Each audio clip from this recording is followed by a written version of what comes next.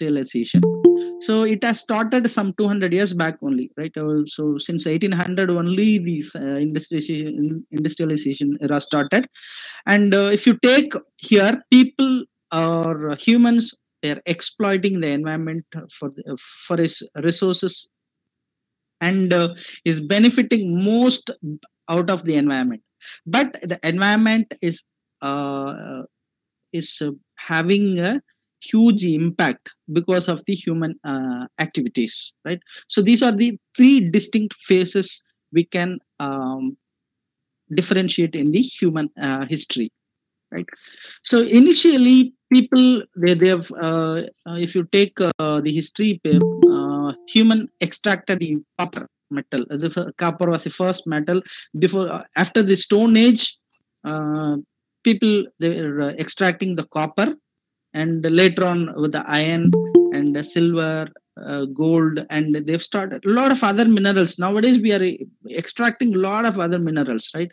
Even the copper was extracted like there is a history about like 4000 years earlier itself, people started using this metal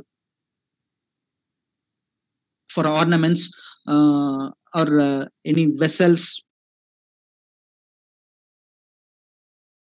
The all these sectors, agriculture, in industries, household applications, a lot of everywhere, iron applications you can find.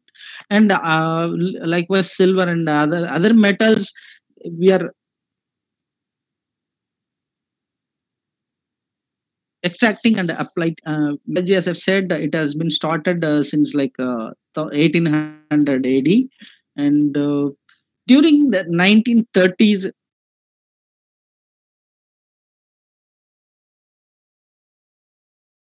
time of secondary technologies were developed.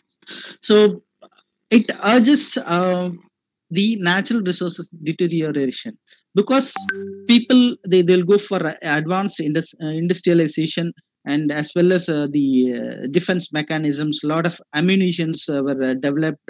uh, so it leads to mechanization industries and fossil fuels, right? Fossil fuels consumption started only during 1930s. So earlier that people were using only depending on plant or animal derived fatty acids. So this fossil fuel consumption lead to a lot of industrialization and increased production facilities. So it leads to natural resources deterioration, right?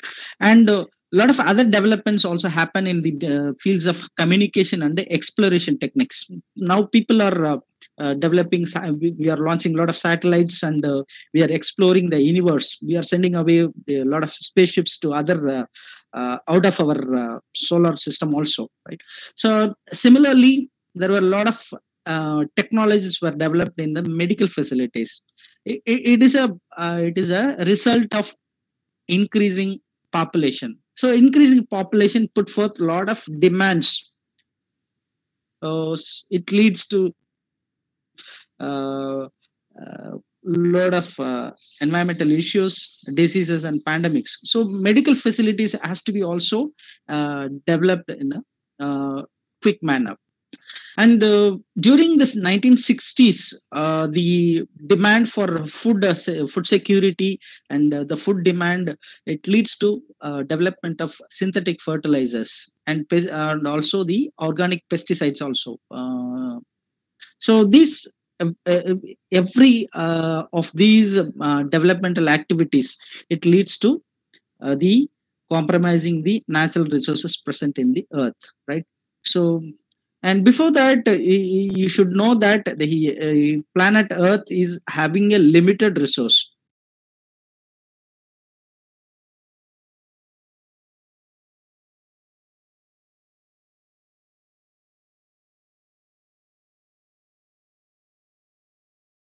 Earth can contain only 9 billion people, 9 to 10 billion people, which means 900 crore people only it can sustainably can live in this planet. So if you reach beyond that particular population, nature will have a checkpoint and it will respond to you, right, through any means. Right after that, the population trend, it will get reduced, right. So that is called as the carrying capacity of the planet. As far as the human population, it is 9 to 10 billion. Okay. So all these frontier technologies with the environmental issues, which leads to the development of the sustainable development concept, right? So sustainable development is nothing but development that meets the needs of the present. You should understand it should meets the needs of the present without compromising the ability of the future generation to meet their own needs. So we can use whatever the resource available, right? But we should concern about the future generations also. They should also, your children, your grandchildren, your great grandchildren should have the equal rights to access the resource whatever you are having right now. So that kind of awareness should be there. So if you have kind of development, that is called as sustainable development, right? And without sustainable development, if happens without sustainable development, there will be a rapid exploitation or over exploitation of resources. So this over exploitation of resources will lead to reach of carrying capacity of the earth, and it will lead to a lot of consequences. Here you can, the main consequence, there are a long list of consequences. The main consequences will be like loss of renewable resources, right? The renewable resources like petroleum resources or coal resources are the conventional non-renewable resources will be lost forever. You cannot create on your own, right? So that will take millions and millions of years to reform. So, and the second thing is the biodiversity loss.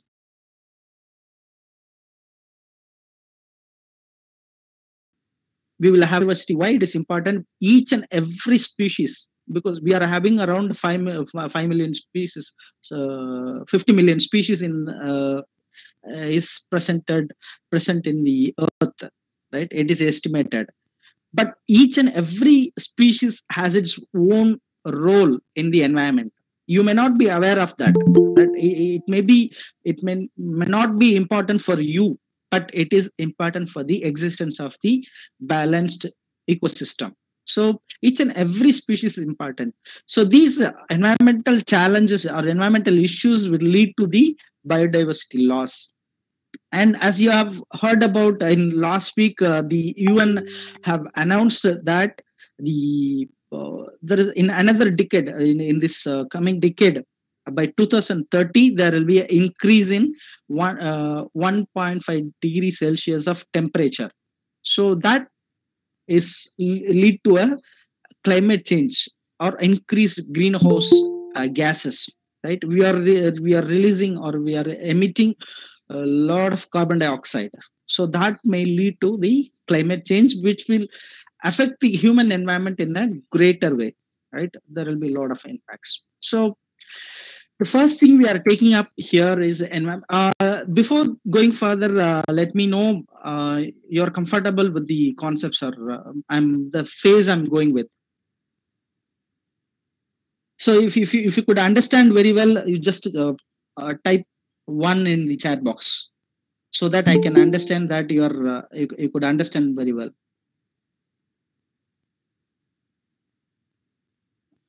Okay. Yeah. Okay. Thank you. So a lot of responses with 1. So I'm happy about that. So if you have any difficulty, you can interrupt me. Okay. Thank you. Organizers, please keep an eye on the chat box if there is any question in the chat box. Okay. Okay, so what topic is this? How to prepare this topic? What score is given for this? Okay, so this environment unit is the 9th unit in your paper 1. Okay, so there will be questions about 5 to 7 questions will be come from this particular topic. right? If you take like mostly after the computer education, this chapter will come. So it will like 5 to 7, sometimes depending on the question setter, there will be increase in the question also. There may be chances about sometimes when you come with some paragraph questions, so in that also if they give a passage about the environment, then the number of questions will go like 12 or 14 questions you may expect from this particular chapter, environment, right? So in the first slide I have shown that unit 9, people, development, and environment. Okay, you got it, Mrs. Dr. Sumadhi Palachami. Okay, thank you. Okay, let me go further. So we are starting with the environmental pollution. So you might have come across this concept of environmental pollution in your lower grades also, or in your undergraduation also. So I'm just rushing through all these concepts. So majorly we are having the pollution like air pollution, land pollution, water, noise, thermal, and a lot of other pollutions also, like solid waste pollution, radioactive pollutions, a lot of so these are the major pollution types, right? So when you come to study the environmental pollution, you have to study the causes and effects, right? What are the reasons by which the pollution is happening, and what will be the impact? And the third thing you can add, like how we can recover from the environmental pollution. So air pollution is mainly because of industrial vehicular emissions, forest fire. So it may be a natural or anthropogenic activities. If you take a natural, it is like forest fire, volcanoes, and thing. And artificially, this by human activities, industrial and vehicular emissions predominantly. So mainly it causes some respiratory disorders.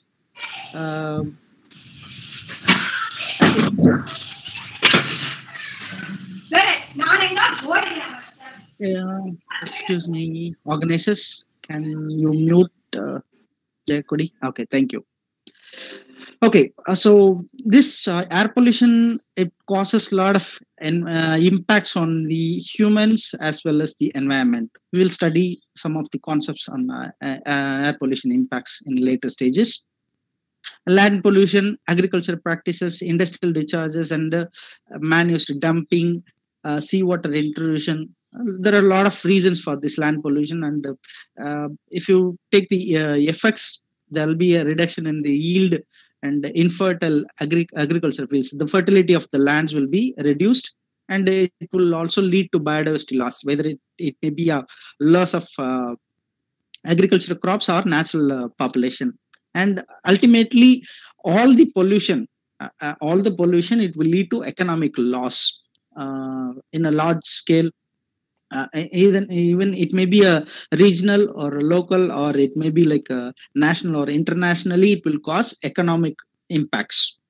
And water pollution, it will a lot of industrial discharges and wastewater discharges from the residential area, and it will lead to waterborne diseases for the humans, and lead to a lot of environmental impacts.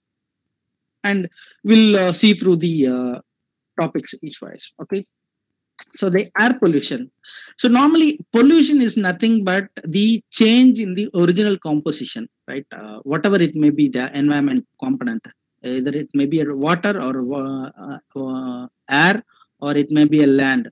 If there is any change in the original composition, if there is any alterations in that particular environmental component, then it is considered as air pollution, especially when it creates harmful effects, or it whether if it causes undesired effect, then it is considered as pollution. So air pollution means change in the original composition of the air.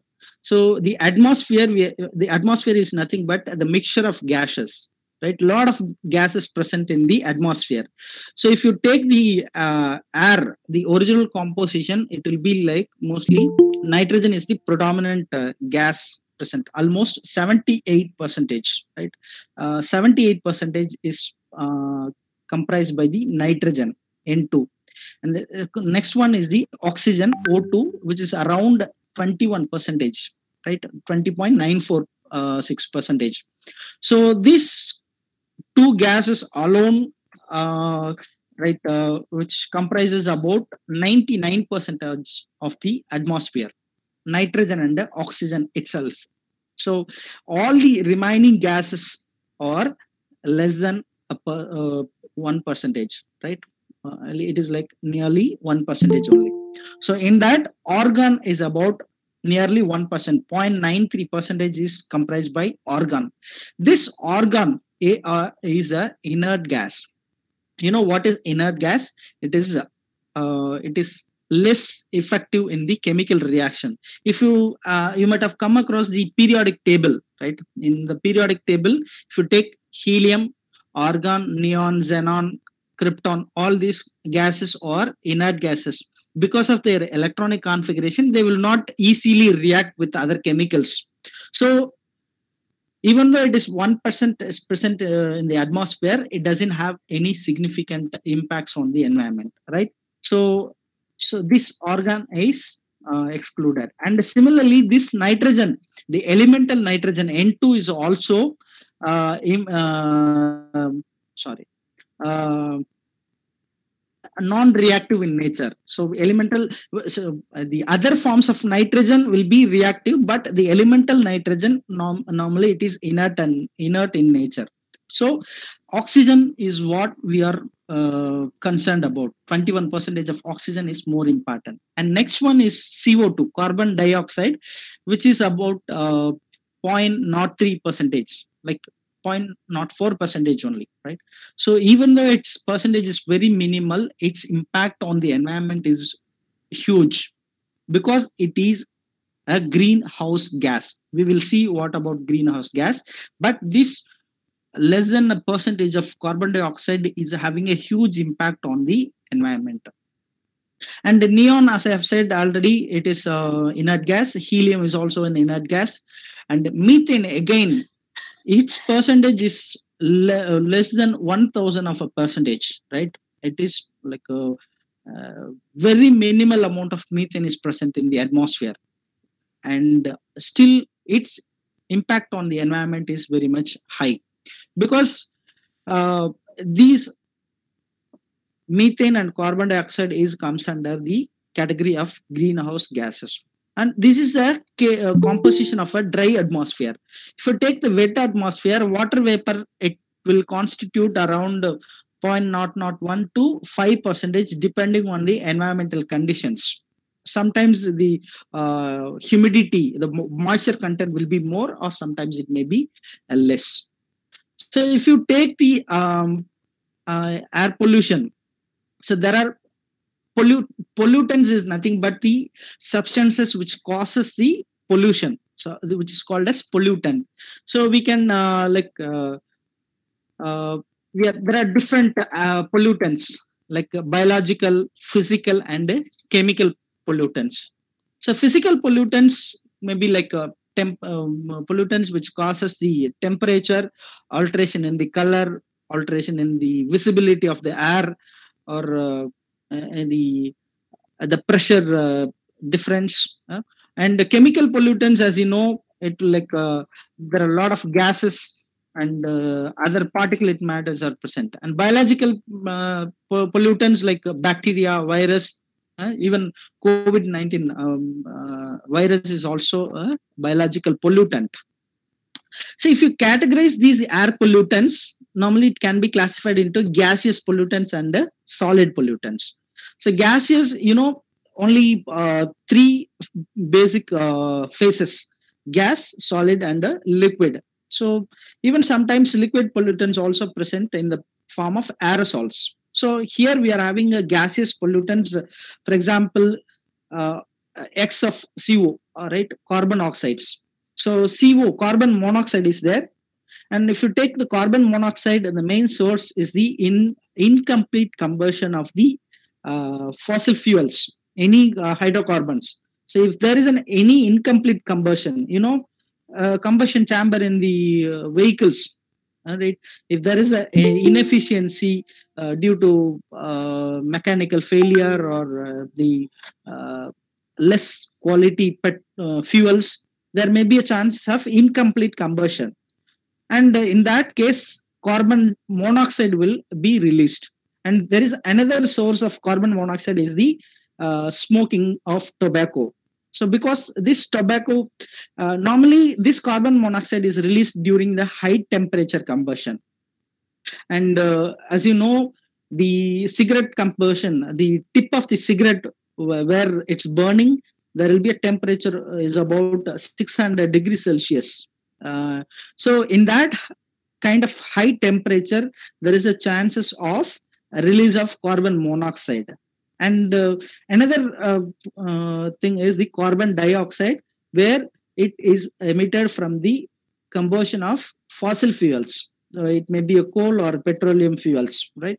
So carbon dioxide is released from industrial emissions as well as the vehicular transport. And another thing is the noxious gases, NO2, N2O, N2O5. So all these gases comes from the combustion of nitrogenous fuels. So nitrogenous gases.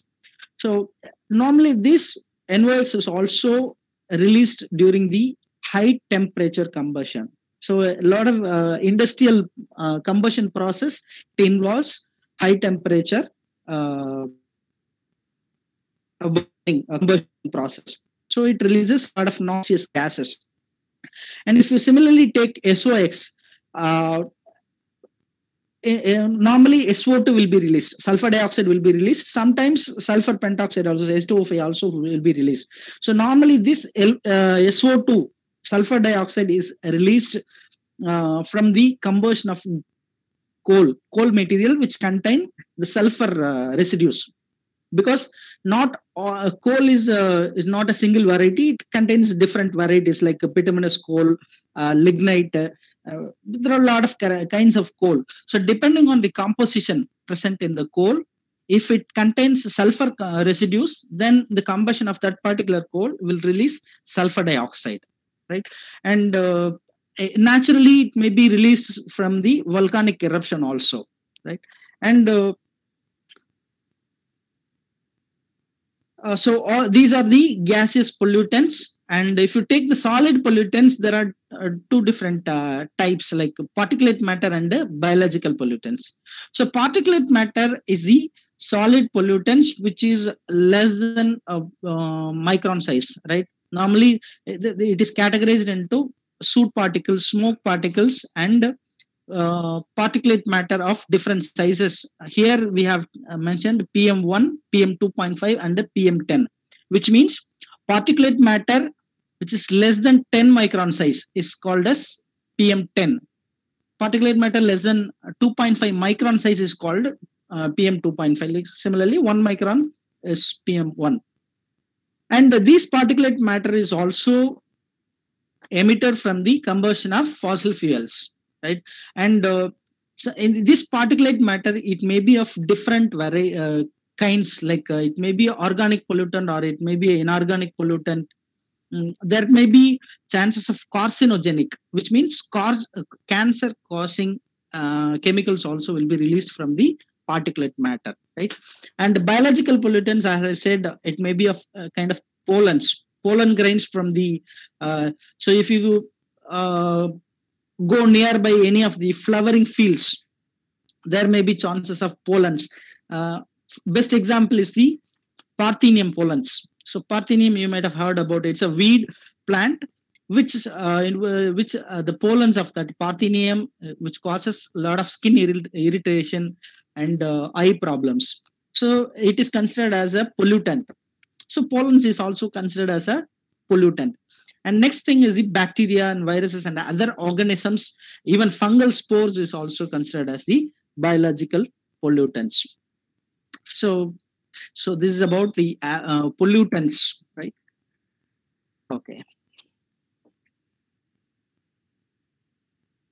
So this, as I've said, carbon monoxide contributed more than 90% is emitted from the vehicles and also some industrial emission. There is another thing is air pollutant is the lead. The presence of lead in the vehicular emission was large during the 1990s. So after 1990s, they have introduced the concept of unleaded petrol. So they have, because lead oxides, they create a lot of health impacts. So they have started distributing the unleaded petrol. So nowadays, we are having only unleaded petrol. So that is why no petrol bank is showing unleaded petrol difference. So all the petrols now distributed now is unleaded only. But earlier, if you see 10 years earlier or 10-15 years earlier, people, they will mention unleaded petrol in a bunks, right? So another thing, there is other kind of pollutants called chlorofluorocarbons. Normally, it is considered as the CFCs, chlorofluorocarbons. Normally, these chemicals, these are synthetic chemicals. They are used as coolants in the industrial applications as well as the household refrigeration process. Right. Normally, it is commercially it is available as freons. Right. So it has several chemical components like the CFC11, with different chemical names, right? CFC11, CFC12, CFC113, CFC114, CFC115, right? There are different with the different chemical forms. It is available. So these chlorofluorocarbons are highly related with the ozone depletion, right? We will study the ozone depletion in a later chapter. Right? And how?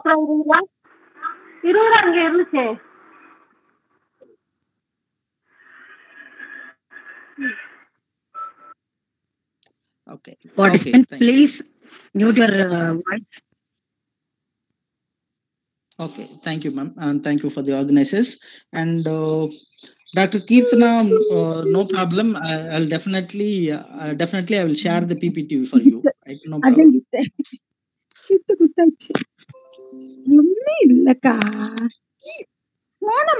Excuse. Okay, thank you. And so for reduction of air pollution, we are having different mechanisms in industries and vehicular emissions. We are following a lot of technologies and techniques for the reduction of, for example, use of two-stroke engines have been reduced. Nowadays, we are having mostly four-stroke engines. So because two-stroke engines, they are related to incomplete combustion and a lot of emission, right? And now we are using unleaded petrol, and we are trying for alternative fuels like alcohol based, because and now the government of India have announced that in another by 2025 we must use 20% of ethanol in the alcohol in a compulsory manner, right? So 20% of alcohol will be mixed for the reduction of CO2, right? And the use of biodiesel is also being researched for various combustion process, use of biodiesel. And LPG promotion in the last 20 years, so government of India is providing subsidies to increase the use of LPGs. So compared to the conventional fueling system, LPG is giving a less carbon dioxide. We cannot say that zero to emission. It provides a less emission of carbon dioxide, and also the research is being concerned, is going through on the hydrogen fuels, right? Hydrogen based energy.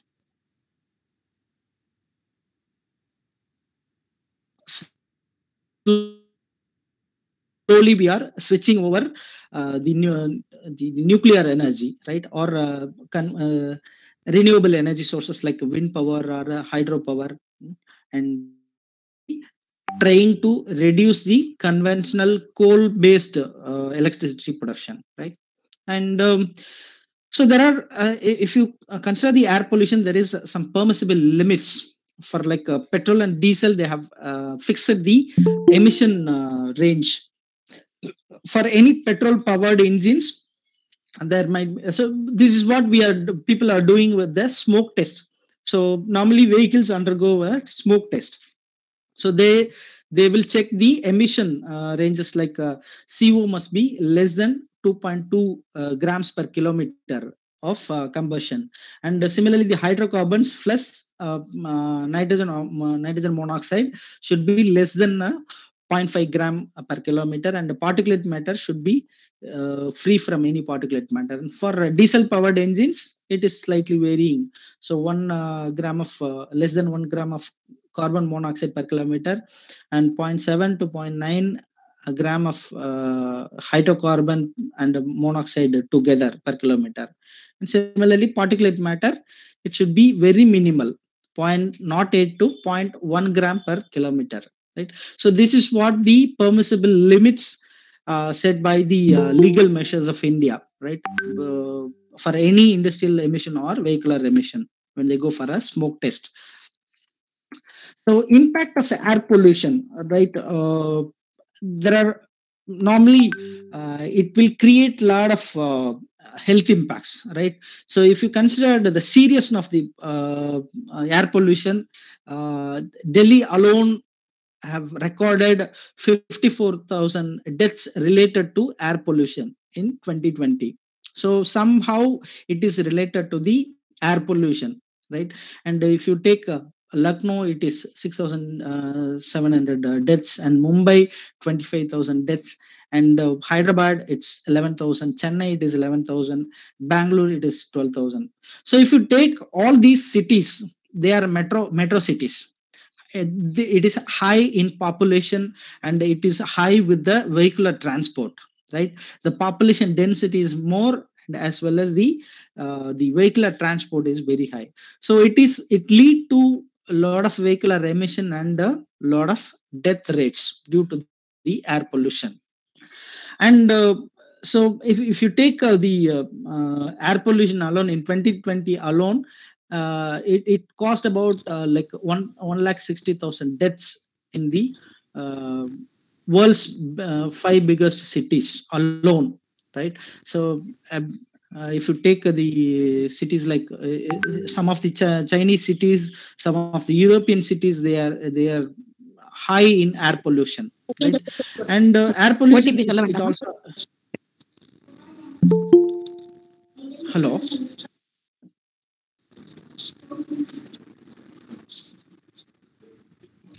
Dear participants, kindly mute your mic. Second. Okay, thank you, organizers.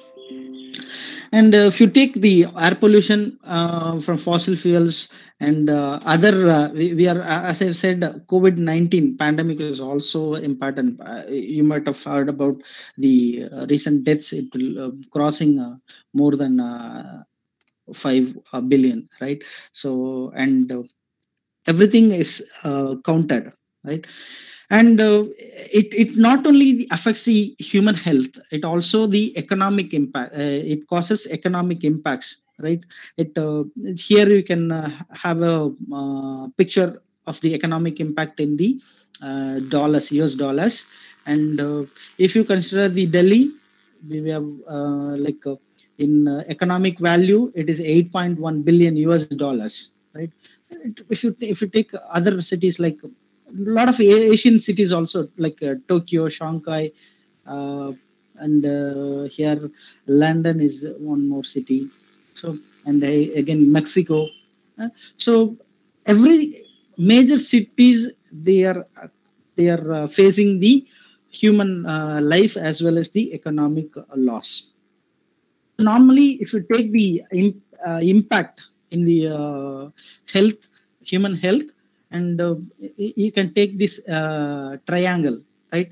The magnitude of impacts reduces with the bottom, right? There is a high impact on the tip of the pyramid, and similarly the severity of the effect increases with the tip of the pyramid, right? And proportion, if you take a large proportion of people, a large proportion of population is affected with chronic acute infections like lung infection, inflammation, some cardiac effects, mild cardiac effects. And a few million people they've affected with the respiratory symptoms. Medication by medication use they may get recovered, and some asthma attacks also. And a few thousand of people, tens of thousands of people will go for a doctor visits and by school absence, loss of work because of high health impact, and they need a medical attention, right? And if the severity increases, when the severity increases, they need hospital admissions. They have to reside in the hospitals, like major impacts like heart attacks may come, and a few thousands of people they get affected with the death. The fetal their mortality rate will be increased when the severity increases, right? So but large amount of people, large population is affected by mild respiratory disorders. That is what we have to understand here. Okay, so health impacts, if you take, we can classify into short-term impacts and long-term impacts. If you take short-term impacts, it may be like exacerbation of asthma, cough, wheezing, and shortness of breath. And these kind of short-term impacts, it can be reversed by medical attention, or if you stay away from the pollution source, you may get recovered, right? But the long-term effects, it will formed due because of the continuous impact exposure. Like there may be chances of stroke, lung cancer, respiratory conditions, and cardiovascular disease, right? So if you have a long-term impact, there will be a reduced life expectancy, right? That will impact a lot. And one more thing, the impact of air pollution on the children health is also important. So because it may cause stunted lung growth, reduced lung function. So there are a lot of developmental health impacts will be formed, right? And it will also the mental and the motor development, right? Because we doesn't know the nature of pollutant. As I've said, the particulate matters, there is thousands and thousands of particulate matters, right? From various sources, because people are developing new synthetic chemicals every day. So we may not be aware of the nature of the chemical. So it will create a lot of impacts, and even it will affect the fetus also. Sometimes by circulating in the mother's blood, it will affect the fetal growth also, and there may be chances of childhood cancers in extreme conditions, and increased risk of heart disease and various other metabolic disorders, right? And so this is about the water pollution. And organizers, can we go for a 5 minutes break or 10 minutes break? Is it okay, or we can continue? Because 2 hours in a stretch is very hectic. No, sir. Organizers? Sir, you can continue, sir. Yes, sir. No problem. Okay. Okay, sir. Okay. Thank you, ma'am. No problem.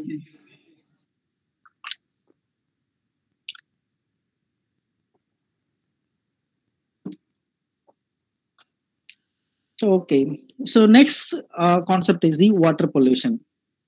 So here, as I've said, in the water pollution, here also we are having the pollutants, biological, physical, and the chemical pollutants are there in water pollution also. So main pollutants, if you take in water pollution, there will be nutrients, presence of nutrients like nitrates, phosphates, sulfates, like that kind of nutrients may present in excess. And there may be presence of pesticides like DDT, dieldrin, endosulfan, like pesticides also present in the water. And volatile organic compounds, because certain chemical reactions in the water pollution, industrial emission, the industrial discharges, it will lead to the presence of volatile organic compounds. So this is also a major water pollutant in the areas of industrial discharge. And presence of heavy metals. So because heavy metals, they cannot be eliminated in our physiology. Human body cannot excrete the heavy metals. It is also a major problem. So if you take the sources of water pollution, mainly it is discharge from industries and agricultural discharges, radioactive waste, and domestic waste. So if you take the industries discharge from industrial discharge, it is called as effluent. There is a difference between industrial discharge and domestic discharge. So if it is from industries, it is called as effluent, right? And if it is from domestic waste, it is called sewage, right? So sewage you cannot compare with the industrial discharge. So industrial discharge, it is called as effluent. And also the agricultural discharges will contain a lot of fertilizers and pesticides. So that will also cause water pollution. And radioactive waste, especially in the mining area or in the industrial discharges, there may be presence of radioactive waste. Okay, these are the major sources. Right? So we are having a different, as in the air pollution, here also different organizations, United States Environmental Protection Agency, World Health Organization, Indian Standards Institute, and ICMR and the Central Pollution Control Board. They are having different permissible limits of various parameters. We can call it as parameters, right? pH, turbidity, conductivity, alkalinity, and a list of including heavy metals. We are having limits, right? So within this, it is called as permissible limits. People will go and analyze the water quality, and it should be within this particular limit according to the specification required. So we are having different permissible limits in various places. For drinking water, we are having different limit. For agricultural discharges, we are having different limit, and industrial discharge, there is a different limit. So here it is a drinking water limits where we are having range of. So I will leave the presentation so you can have make a note of it. And next one is the marine pollution. It is related to the water pollution, right? So marine pollution, if it happens in the aquatic environment, in the marine or ocean region, it is called as marine pollution, right? So main source of marine pollution is the industrial discharge, domestic waste, and oil spills, right? As you have seen in the here in many places, there may be chances of oil spills. There may be accidental wreckage of the ships, or during we are having a lot of underground transportation pipelines. So if there is any spills or accidental leakage, it leads to oil spills. That will also lead to marine pollution. Here it is. I will explain this later. It is called as algal bloom, right? It is called as algal bloom, and it is a result of eutrophication. I will tell you what is eutrophication, right? And these marine pollution mainly it causes the aquatic life, right? And ocean acidification, right? Ocean acidification. So two important things. One is the eutrophication, and another is the ocean acidification. These are two impacts by the marine pollution. So eutrophication, U means true, right? Troph means nutrients. True nutrients will be increased. So in an water body, nitrates and phosphate pollutants, these are mainly the agricultural residues and the industrial discharges. If nitrates and phosphates increase in a particular aquatic environment, that will provide a lot of nutrients to the algae, right? So algae will grow in abundant. So in a previous example, here you can see completely the water body is greenish in color. You might have seen this kind of water body somewhere near you, right? So it will increase in algal bloom, which is called as primary productivity.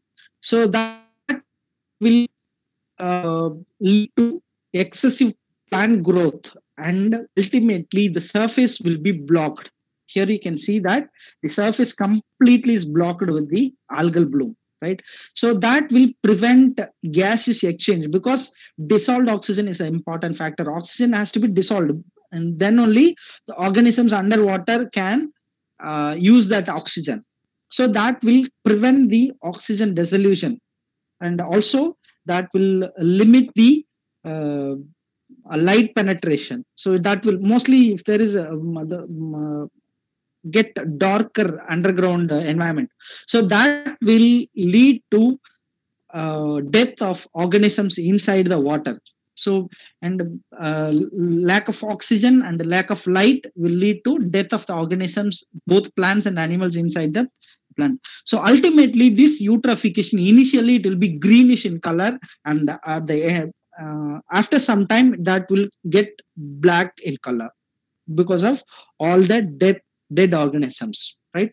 So this eutrophication is very much important in the case of aquatic pollution. I mean, both water pollution and marine pollution, it is important thing.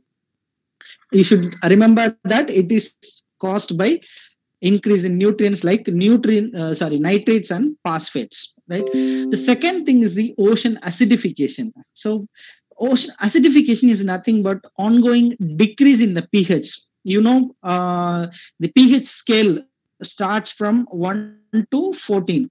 The 7 is the neutral, so less than 7 is a acidic nature. When it goes 0 to 1, there is increase in the acidity. 7 to 14, it is increase in the basicity, like alkaline condition, right? So the decrease in the pH in the Earth's ocean surface is called as ocean acidification. So it is mainly happened because of high intake of carbon dioxide from the atmosphere.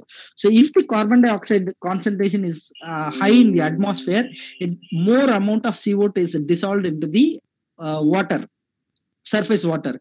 So this dissolved carbon dioxide will lead to formation of carbonic acid, right? Like whatever your soft drinks you are having, Sprite or Dew, whatever you are having. So there you are having carbonic acid, dissolution of carbon dioxide in the water. So that will lead to dissociation of carbonates, bicarbonates, right? So because in marine environment, we are having a lot of mussels, right? These shelled animals. So these molluscan members, they are having shell which is made of calcium carbonate, right? So these carbonates and bicarbonates get dissociated, and that will dissociated with the hydrogen ions and the carbonate ions. So this increase in carbonic acid will lead to damage of the molluscan shells.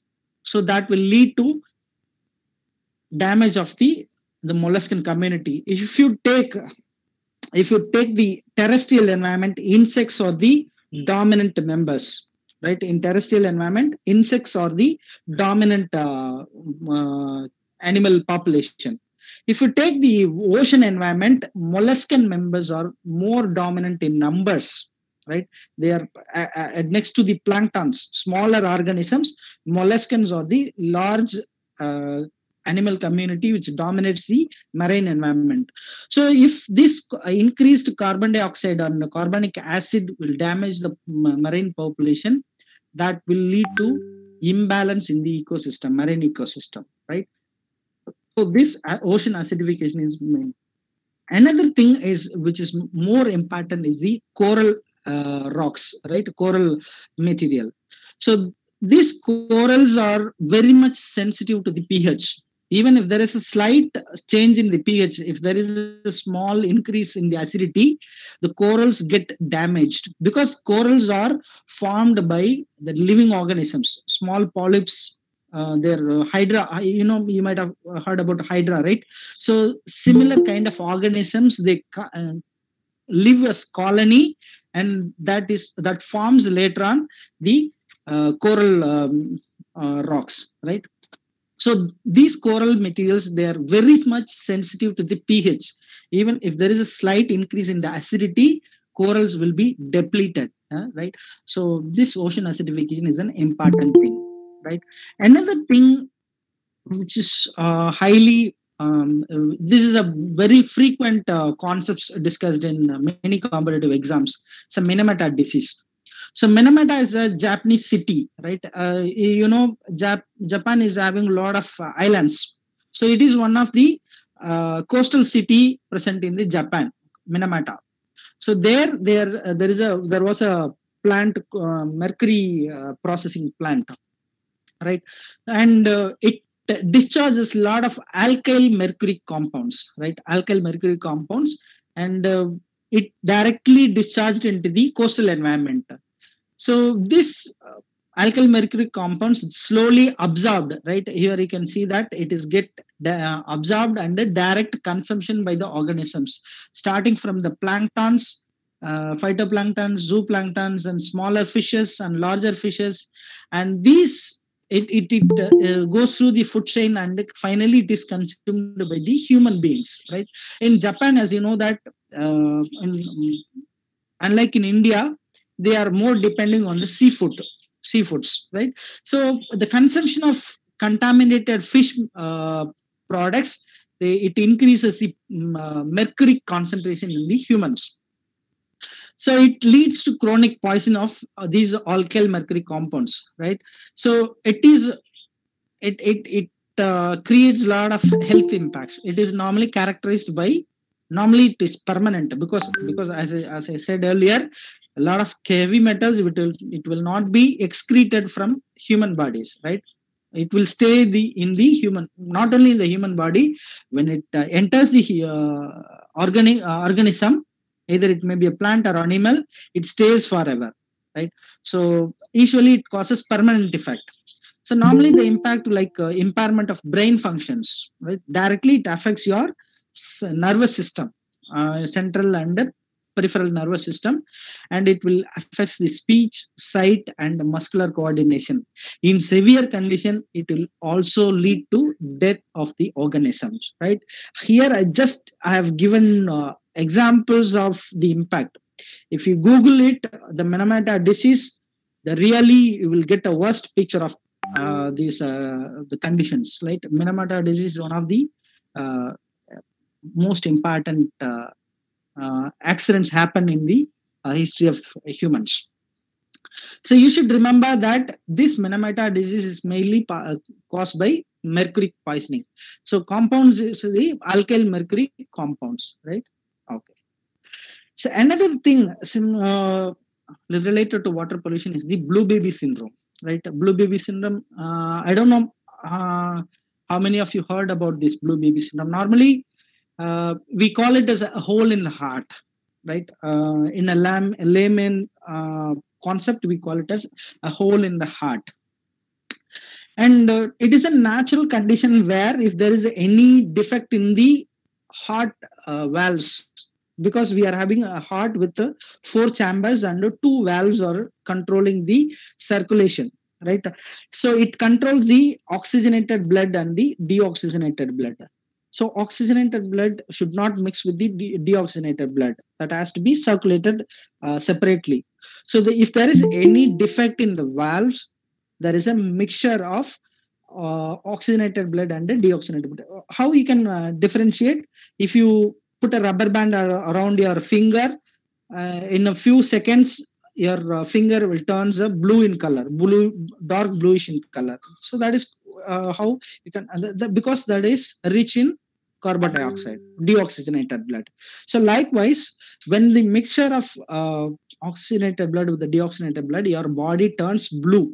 Normally it will happen in a very less probability, right? Normally it happens in the babies, and normally those babies, their survival rate is very less.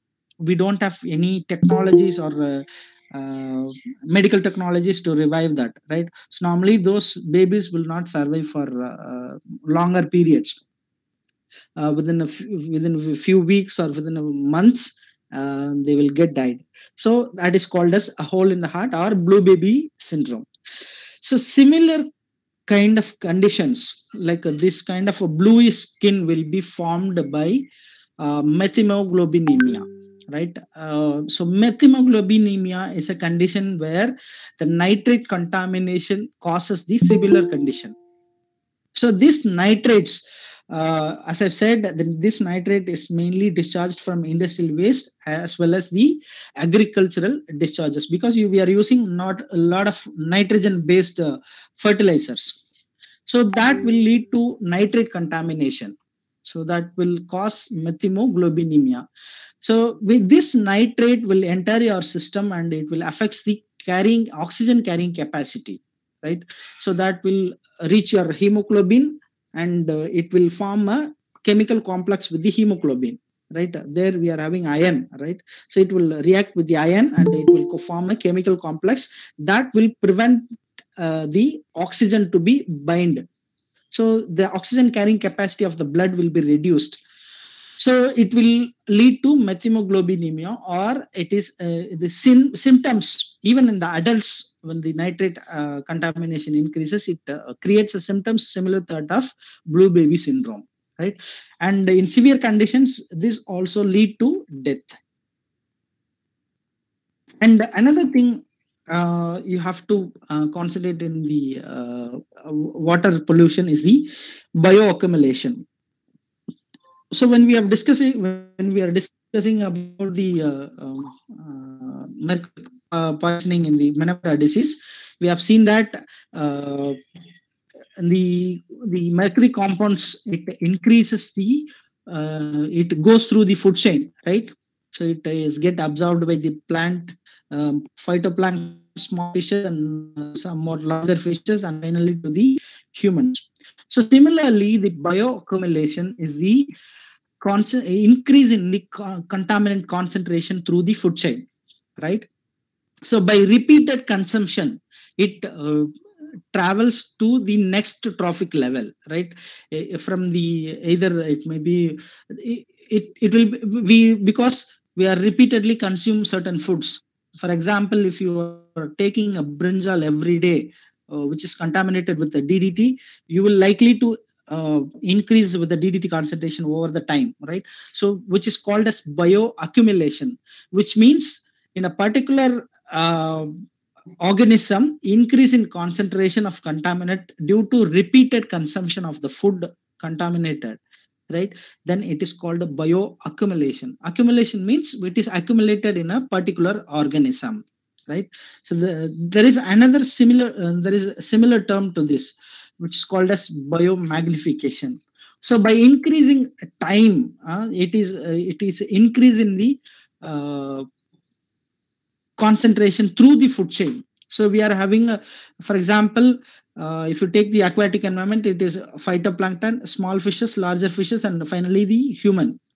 Here you can example of small insects, birds, and by to the snakes, and finally to the vulture, right? So if it taken through the food chain, then it is called biomagnification. So it can be defined as the increase in the contaminant through the food chain. It is called biomagnification. So normally the concentration will be less in lower organisms. By repeated, because one bird will eat several insects, so there will be increase in the concentration. So several birds will be eaten by a single snake, so there will be increase in the contaminant. And similarly, a vulture, over the time it will eat many snakes, so the concentration will be increased. And so normally the biomagnification affects the higher trophic levels. Higher trophic levels means we will discuss that also, because it will affect mostly the tertiary consumers like tigers, crocodiles, or vultures, right? So normally that is why the vulture population and all, it is decreasing in population, right? So you have to understand this bioaccumulation and the biomagnification. So bioaccumulation, it increase in the single organism. So biomagnification, it increase in the food chain, right? So next thing is the noise pollution. So noise pollution, nothing but the disturbing or excessive noise which affects the normal activity or any animal life also. not only the human life but the animal life also. If the sound affects the any environmental component, then it is called noise pollution. So normally the sources like machines, transportation systems, motor vehicles, aircraft, train, fireworks, and a lot of other things. Even festival times, loudspeakers will also cause the noise pollution. So impacts, normally it is mild to severe hearing loss, right? So the unit by which the noise is measured is called as decibel, right? Decibel. And normally there are there is a range of decibels, starting from the ticking watch or rustling leaves will sound like 20 decibel. And if there is any quiet whisper at a 3 feet distance, which creates 30 decibel of sound, right? Similarly, it's a normal conversation, it will have a decibel of 60, right? No, at a 3 feet distance. And busy traffic or phone ringtone, it will cause about 70, around 70 decibel. And after 80, beyond 80 decibel, it will cause some irritation, right? Normally it will create, even when you're sleeping, alarm clock sound also, that will clock alarm also will irritation sound, right? And factory machinery, normally it will cause around 90 decibels. So these are not, above 80 it is irritational, right? So beyond 120 it is very harmful to our human ear, right? So one less than 120 is somewhat safer limit, and less than 80 is pleasant, right? Okay. So based on these different decibels, they have developed standardized limits. We are having a different zones or area. So in industrial area, commercial area, residential area, and silent zone, right? They have coded with the different names. For industrial area A, commercial area B, residential area C, and the silent zone it is D. And we are having a daytime and a nighttime limits in decibels, right? So normally daytime is mentioned as morning 6 a.m. to 10 p.m. and the nighttime is defined as 10 p.m. to 6 a.m. in the morning, right? Okay. So for industrial area, the limit should be less than a 75 decibel of limit, and the nighttime it can be. So if you remember this first column, you can easily, because it is 5 decibel less than variation. So nighttime it should be, there should be a less than 5 decibels lesser than the daytime. For commercial area it should be 65 decibel. Residential area it is 55, and silent zone it is 50 decibel at daytime, and 40 decibel it is 10 times 10 decibels lesser than the daytime variation. So what is silent zone? So silent zone is nothing but an area lesser than 100 meters around hospitals, educational institutions, courts, or religious places, like or any other area which is declared as such by the competent authority. In some places you might have seen this kind of symbols, keep silent. That if there is, if signboard in that particular place, it is called as silent zone. So there should be less than 50 decibel of sound. Okay. So normally we measure the noise with the different measures. One is the intensity. So intensity is nothing but how intense is the sound, right?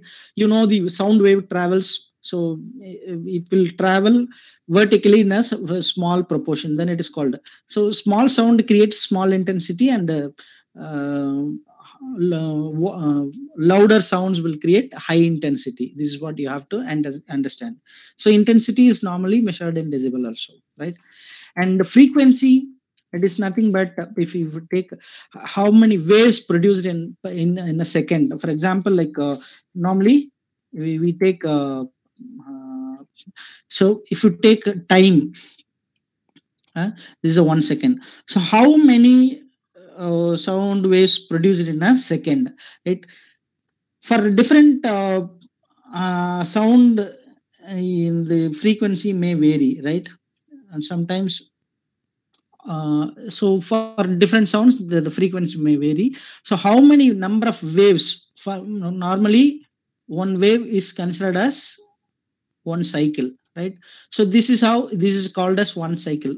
It has to travel the positive and cross the zero, and it has to reach the zero again through negative values.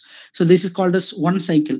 So how many cycles have created within a second is called as the frequency. Normally it is measured in the hertz, right?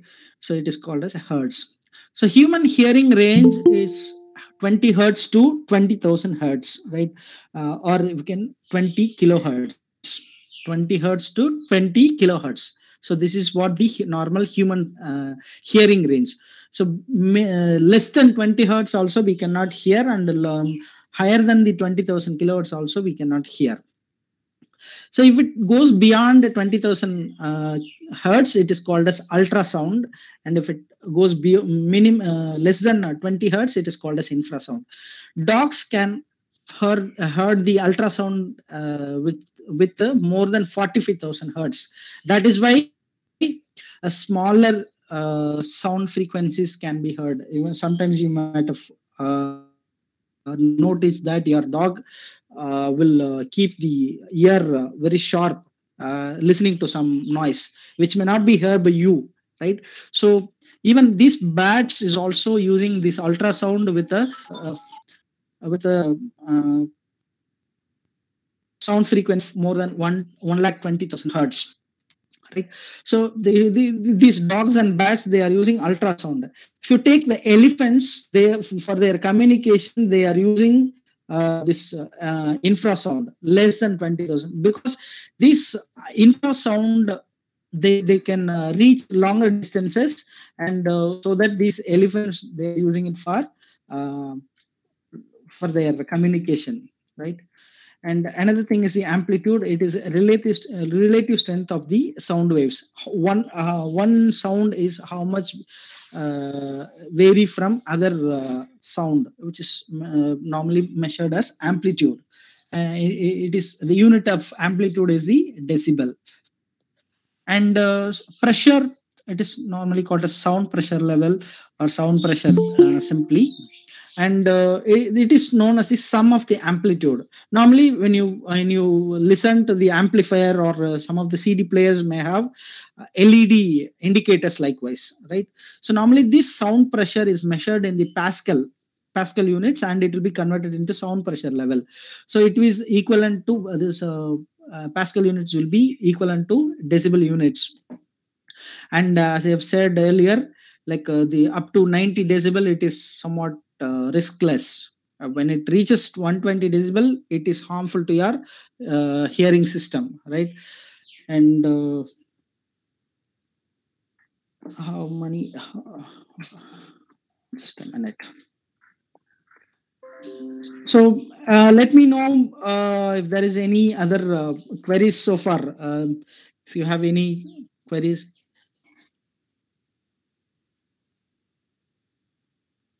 Or if you have understood so far, please just press 1 in the chat box, please.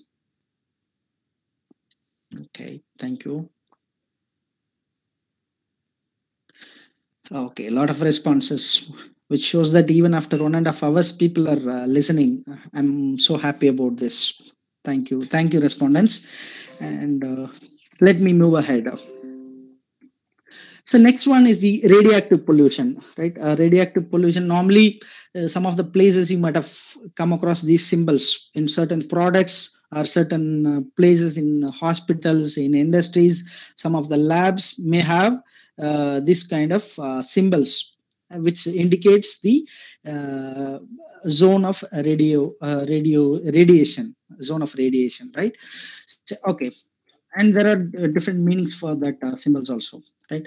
So normally these radioactive pollution may happen because of nuclear explosions, like happened in Japan, Hiroshima and Nagasaki, and testing of nuclear weapons. There are then and there people are testing the nuclear weapons we have conducted in 1998. We have tested at Pokhran. Similarly, different countries, they are testing their nuclear weapons.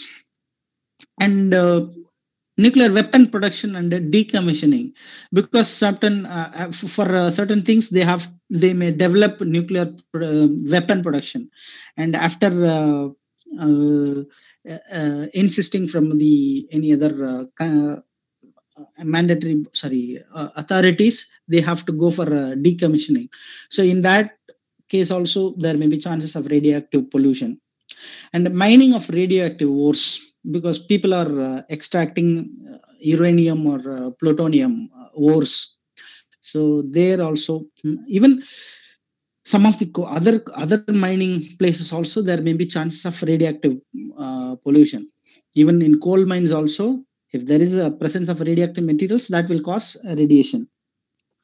And handling and disposal of radioactive waste, because in we have started using the nuclear sources for power generation. Fukushima accident and all, you might have heard about, right? The next thing is the accidents at the nuclear power plants. The tsunami caused the damage of the Fukushima nuclear power plant in Japan, 2004 and even 2016 also. So that kind of nuclear accidents also lead to radioactive pollution. And we are also exposing to different devices, electronic devices, which radiates a lot of medical devices and electronic devices, which emits a lot of radiation. For example, X-rays, mobile computers, we have a lot of devices, right? So these are normally the sources of radioactive pollution. So if it take the radioactive pollution types, it may be a continuous one or occasional one or accidental, right? Continuous means, for example, people are working with radioactive elements in mining area or in hospitals. They get continuous, or if there is any accidents like in Hiroshima and Nagasaki, people get continuous exposure of radiation. That is called continuous radioactive pollution. And occasional, if you go for any accidents or if you go for X-ray diagnosis, then it will cause occasional radioactive pollution. Accidental is, that like in Fukushima accident, so there may be chances of accidental, and without our knowledge also, there may be a continuous, for example, like our mobiles, we are getting continuous radiation unknowingly, right? And these are the common radioactive pollutants we are facing, right? These are very common. Strontium-90, and it is used for thermoelectric generators and portable power sources for space vehicles, weather stations, etc., right? And plutonium-238, it is used as a heat source for radioisotope and thermoelectric generators. And uranium-35, it is used as a fuel for nuclear reactors. And the uranium and the plutonium, they are more predominant pollutant for humans. And here cesium is used for radiation therapy in medicine. For cancer therapy, the cesium is the material we are using for radiation therapy, right? So this is also a major radioactive pollutant for humans. And besides that, we are exposed to chromium 51, cobalt, calcium 47, iodine. These are radio isotopes. These are called as radioisotopes. Normally it is not a radioactive element, but isotopes we are using for various purposes in biomedical research and for various applications. For example, used in indicator lights and explosive detection, nickel, radium, strontium, thorium and uranium. It is used in the thorium and all. It is used in the fluorescent lights, and uranium 235 we are using in nuclear reactor, but whereas uranium 234 we are using in the dental fixtures like crowns and radons. It represents 50%, 55% of the natural radiation, right? Radon, it comes from the galaxy radiation from the extraterrestrial radiation, right? From this universe itself, it comes in. Okay. And next thing is the solid waste pollution. So solid waste is nothing but any garbage or refuse which is not useful for us, right? It may be of any kind, right? There are different categories of solid waste.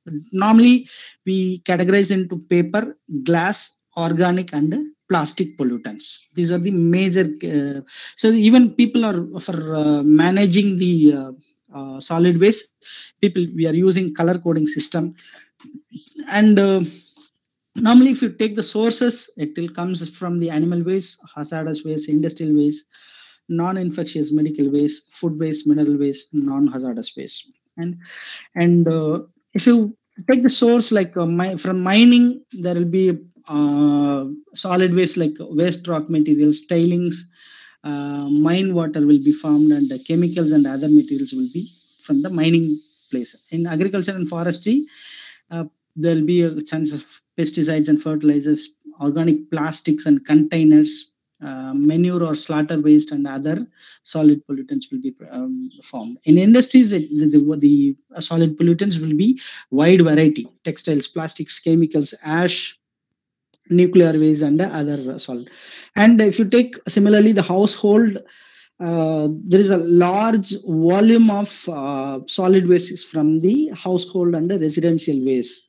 It creates, we can call it as municipal solid waste, so which includes electronics, medical waste, tires, and plastics, wooden material, chemicals of organic and inorganic, and everything. In construction demolition, it also contributes a significant quantity of the solid waste. So concrete, plastic, wood, metals, and glass and other materials will be generated during this construction demolition. And if you take the wastewater treatment also, there will be a sludge will be formed, right? A sewage sludge. After removal of the water, there will be solid materials that is called a sludge. And which contains different chemicals of, sometimes it may, in most cases it is harmless, and in some cases it is harmful. So when you go for a solid waste management, there's a concept of integrated solid waste management, because the wide variety of the solid waste materials, we have to go for a integrated approach, right? We have to comprise all the dimensions of management. So we are going for a waste. So depending on the nature of the waste material, we will go for any one or two, sometimes more than two material. The methods also adapted for the management of solid waste, because when you go for a hospital waste, we have to go for incineration, recycling, and landfilling also. So sometimes there may be a combination of different methods, so which includes incineration, recycling, composting, special waste transfer, and landfilling, right? So the combination of all these methods is called as integrated solid waste management. And the government, at various hierarchy, at national level, at the state level, and this corporation level, people are taking a lot of initiatives for managing the solid waste, because solid waste is one of the major problem, because an increase in human population and the increase in the consumption pattern, right? People are using generating more of solid waste. And there is another category inside the solid waste is the hazardous waste. Normally, this hazardous waste, it contains toxic substances generated from industrial, hospital, and household waste, right? The industrial origin, normally it contains a lot of organic and inorganic materials. And hospitals, it will be contain some of the chemicals, and as well as the biological tissues are highly contagious, right? And household waste also will contain different variety of pharmaceuticals, volatile organic compounds, a lot of materials. So if you take the hazardous waste types, there will be the 4 types: listed waste, characteristic waste, universal waste, and mixed waste. So these are the categorization of okay.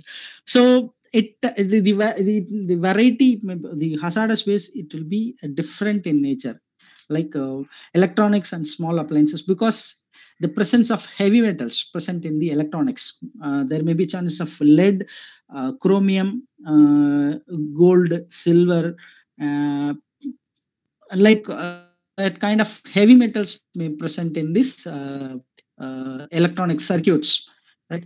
So batteries, there may be chances of lead, lithium, so that kind of heavy metals, when it released into the environment, that will create impacts. And fluorescent bulbs also, we are using different chemical substances for fluorescent activities. And the paints, as you know, that it contains a lot of lead in that. So lead is again a heavy metal, and almost in all the paints we are using lead. So lead is a major problem in the paints. And pest and garden equipments, appliances, it contains a lot of pest controlling chemicals, that is also considered as hazardous material. And oil and gasoline, this is also potentially harmful substances. And propane, we are using LPG cylinders for residential and commercial uses, right? And the cleaners, and as you know that we are using a wide variety of chemicals for cleaners, for floor cleaning, for glass cleaning, for tile cleaning, bathroom cleaning. So we are using a wide variety of chemicals, which is also harmful to the environment, right?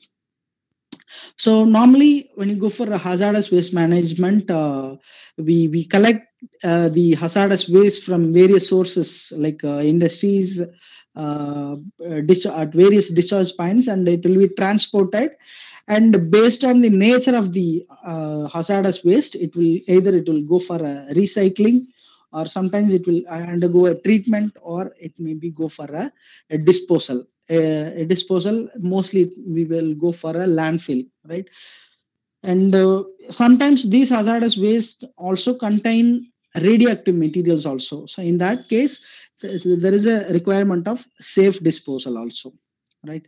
So as far as pollution management in India, Central Pollution Control Board is the authoritative body, right? It creates legal frameworks through various. We are having different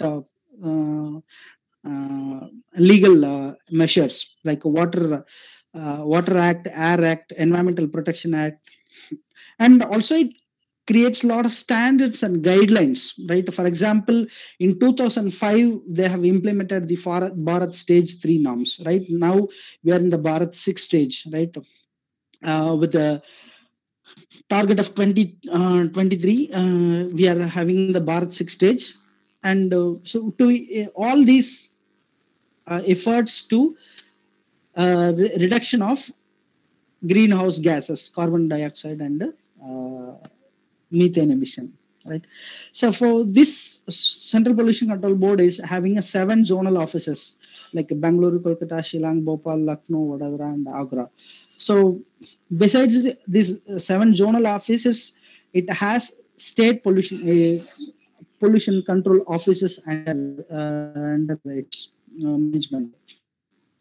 So main roles of this pollution control board is the pollution assessment by conducting surveys and monitoring, and research and development laboratory, right? They are having a R&D lab, and by which they are managing the pollution management assessment.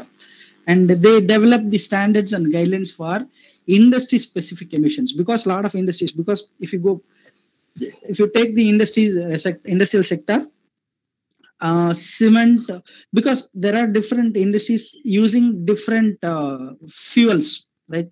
Coal powered industries are there, electricity powered industries are there, bio diesel powered industries are there. So they are setting up different standards and guidelines for various industries depending on their requirements. And they are also providing training for various sector, for academicians, for researchers. They are offering training programs also. They maintain information database right? And library for the pollution status over the years. Right? The National Informatics Center is associated with the Central Pollution Control Board for maintaining this database, and they are concentrating on the pollution control technology development. So they are in collaboration with various other nations or other countries. They are developing a lot of control technologies, and they are insisting the stringent enforcement of pollution control mechanisms in industries as well as the public sector, right? And they are also create awareness among the public and other academicians at various levels. They are creating mass awareness, and they are also go for publications, and they are also actively involve themselves in the hazard waste management also, right? So, for example, one of its efforts, ambient air quality monitoring program. So it is a collaborative initiative of Central Pollution Control Board, State Pollution Control Board, Pollution Control Committees, and National Environmental Engineering and Research Institute, NEERI. Okay. So all these collaboratively working on this ambient air quality monitoring program. So it almost covers 215 cities throughout the nation, right? So they are developing a air quality index, right? Air quality index based on various parameters like ozone, carbon monoxide, sulfur dioxide, ammonia, nitrogen dioxide, and particulate matter. So based on this concentration, they are developing an air quality index. And if you go through the air quality index, 0 to 50 is good, and 400 to 500 is a severe condition. So they are grading up various air quality index. So this is a continuous monitoring system. You should understand that this is a continuous. If you go through the Central Pollution Control Board's website, you can this in ambient air quality monitoring program, you can get a real-time data, right? In most cases it will be. So this is what I have got yesterday in the Manali station, Chennai Pollution Control Board station, and the general air quality index is about 56 AQI, right? So which is comes under good and satisfactory. It is nearly good condition, right? And here you can see that there is a spike in the CO concentration. So that is what the mentioned prominent pollutant is the CO, carbon monoxide. Because in Manali area contains a lot of petrochemical industries are there. Because of the combustion process, there may be chances of increase in the carbon monoxide concentration, right? So, and I think we can stop here, and we can discuss the remaining some of the environmental issues and other concepts tomorrow by thing. And hope you have understood the concepts very well. And if you have any queries, you can come up, and if you want any clarifications, I'm very well ready to accept. And at the end of tomorrow's presentation, I will share the PPT with you, because still the PPT continuing. So tomorrow, after completing our session, I will share the PPT, or I will leave the presentation with the organizers, and you can get.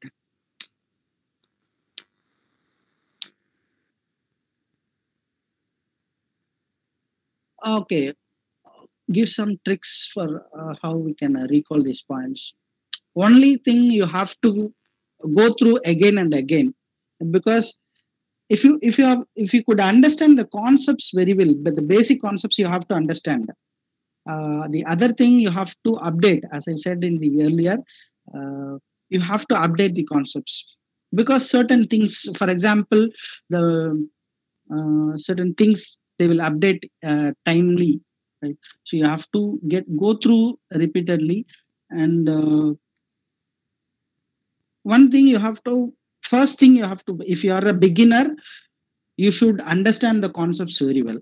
And if you are already have attempted a few and you have studied all the materials already, you have to go for multiple self-testing, right? You take the objective questions either from the previous year questions, or you have to take the objective. There are a lot of objective materials available in the net, in the form of books and other PDF materials. A lot of objective materials are available. So you have to download that and you have to self-test yourself. You have to test yourself. Sit with and go through the questions. When you are collecting the questions, you have to make sure that it is uh, free from answers. Answers normally it should be separate page, right? So you have to test yourself and you can compare your results. So, and also wherever you have made some mistakes, you have to go through and you have to check the terminology where we have did the mistakes. That is what is more important. Sure. Today also I have some. So let me start the presentation.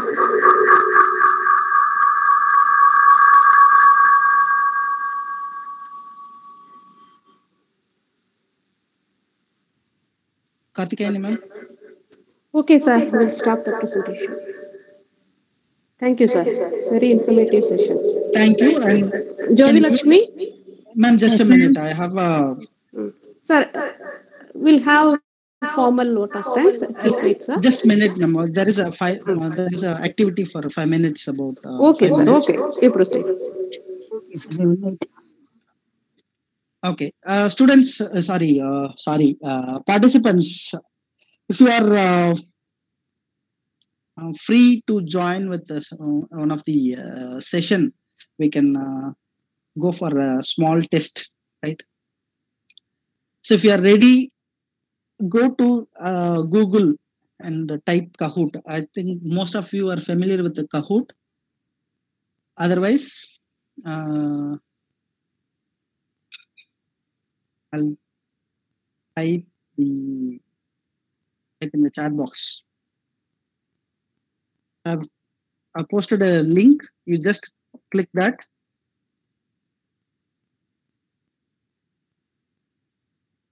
It will ask for a game pin, right? It will ask for a game pin.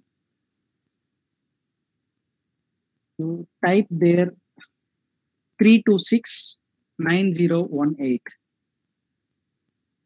So 3269018. And join with the Kahoot.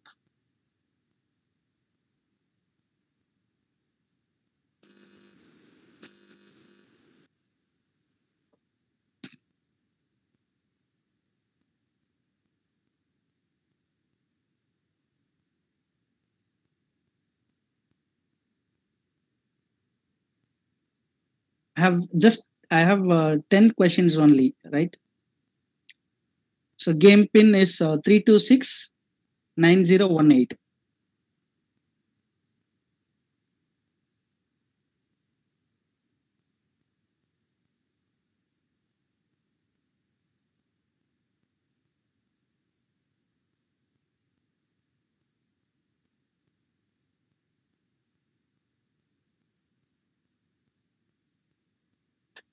So I can start the game only after joining all the participants. Otherwise, the timer is keep going on.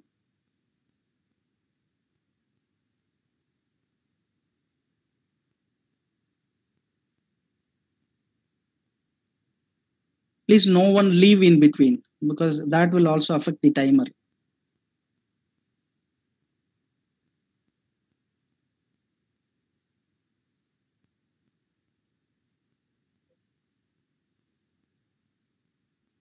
I think people still joining. Sir, can you repeat the game pin again? Ma'am, I have posted in the chat box 3269018. Okay, thank you, sir.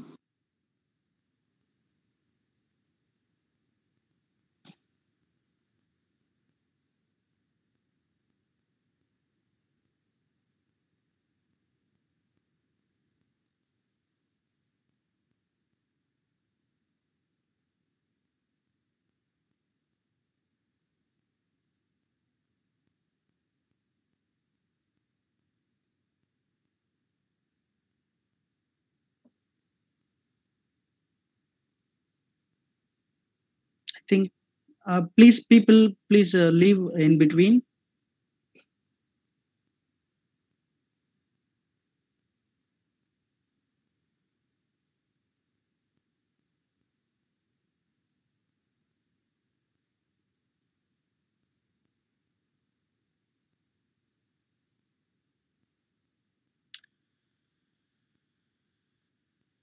Okay, please can you stop joining, because the timer keeps on restarting.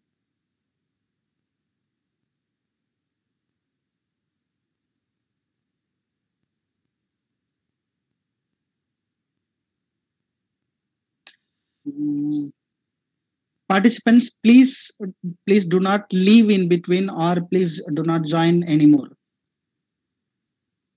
We are having around 40 35, more than 35 players around.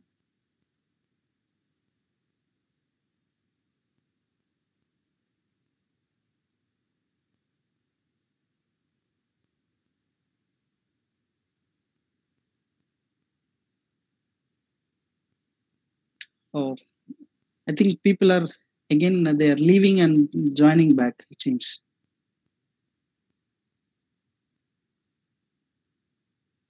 Enough players are joined. I think others can listen, or I can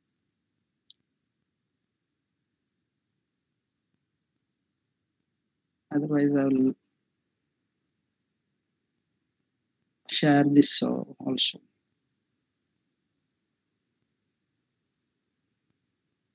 Okay. So first question, human ear is the most sensitive to noise in which of the following range? This is the question in June 2008. People can answer. You have 10 seconds for each question. Okay.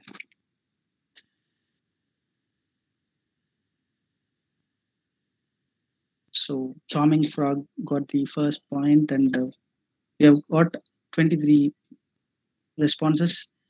And there's another question. Methemoglobinemia is related to. You have 10 seconds.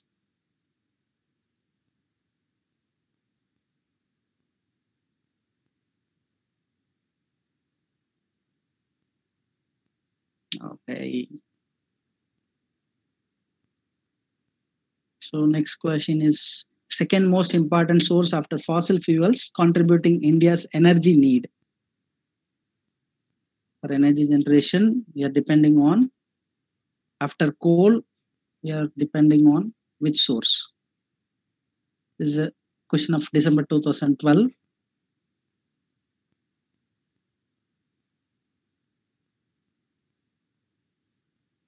Okay. So next question. Which one of the following units is used to measure the intensity of the noise? Question of 2008. Decibel, hertz, phone, watts per meter square. Okay, nice. A lot of members got the right answer.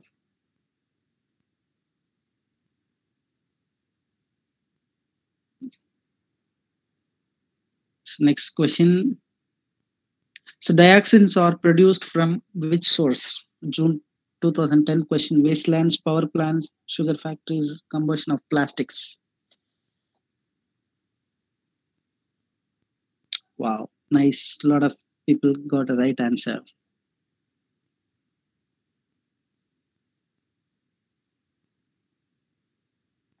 Okay, the next question. Which of the following nation has the maximum per capita emission of carbon dioxide? September 2013. So per capita emission. China, Japan, US, India. We are having a different opinions. Okay, anyway. Okay. Chemical weathering is largely dependent upon. Chemical weathering related to more of high temperature, wind action, rainfall, glaciation. Okay. So only few members have got the right answer.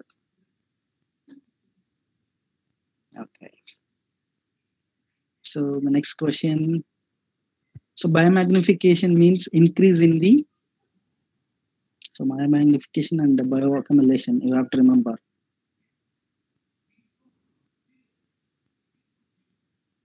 Super. A lot of people got the right answer.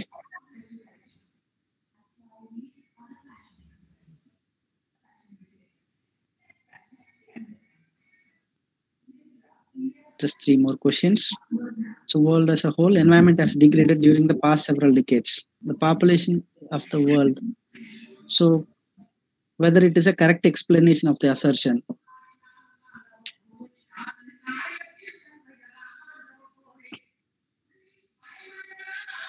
Right. Almost half they have got the correct answer.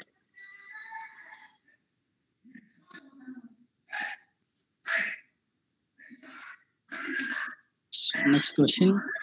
Minamata disaster in Japan was caused by pollution due to which pollutant?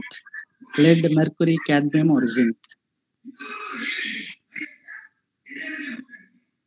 It's a question of December 2012. Nice. A lot of people got right answer. There is a change in the leaderboard. There is a high competition going on. Okay, last question. Which of the following cities has been worst affected by urban smog in recent times? So it is a 2014 question actually, but still it is a city of high pollution. Paris, London, Los Angeles, Beijing. Okay, still 11 people get right answer. Okay. Okay. So I think Epic Unicorn got the 7 out of 11 questions. I think so. A lot of difficult questions. If you see that, I think one question in this 11 question is a wrong one, right? And okay, just a minute. Let me stop the game.